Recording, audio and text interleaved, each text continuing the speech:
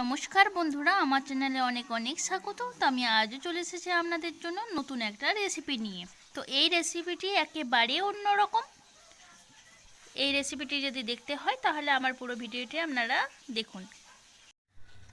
তো দেখুন, এগুলো দেখে নিশ্চয়ই বুঝতে পারছেন এগুলো হচ্ছে লাউ খোসা।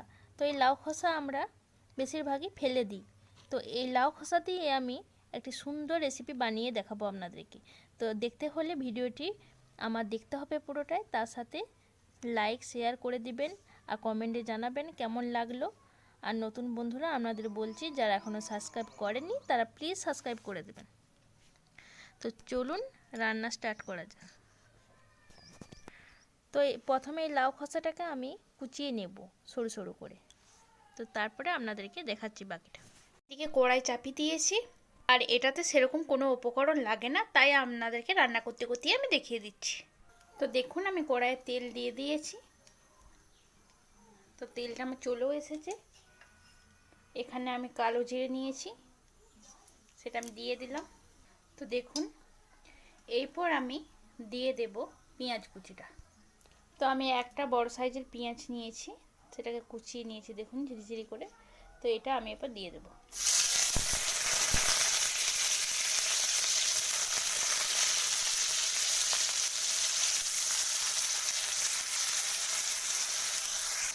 তো দেখুন, এর সাথে আমি কুচিয়ে রাখা লঙ্কাটাকে, কাঁচা লঙ্কা কুচিটাকে দিয়ে দিলাম।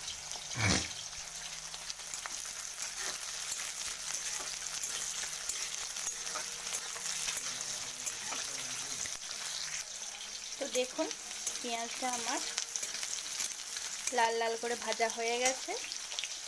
এরপর আমি তো দেখুন ঝিরিঝিরি করে কুচিয়ে নিয়েছি। তো এরপর লাউ খোসাটাকে দিয়ে দিলাম।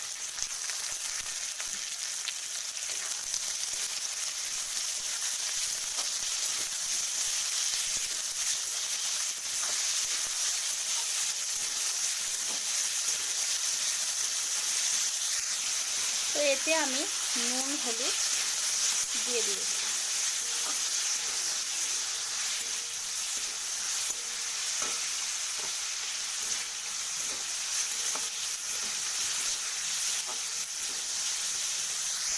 তো দেখুন, এটা আমি হালকা করে ঢেকে দেবো এখন।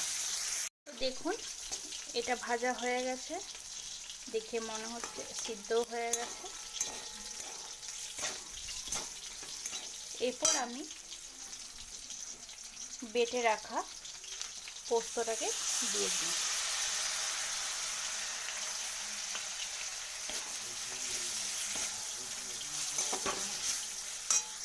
তো অল্প স্বাদ মতো চিনি দিয়ে দিলাম।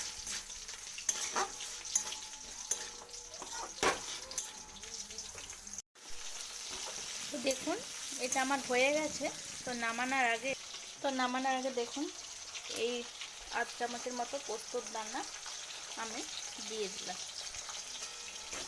এরপর ভালো করে আরেকবার নাড়িয়ে নিতে হবে।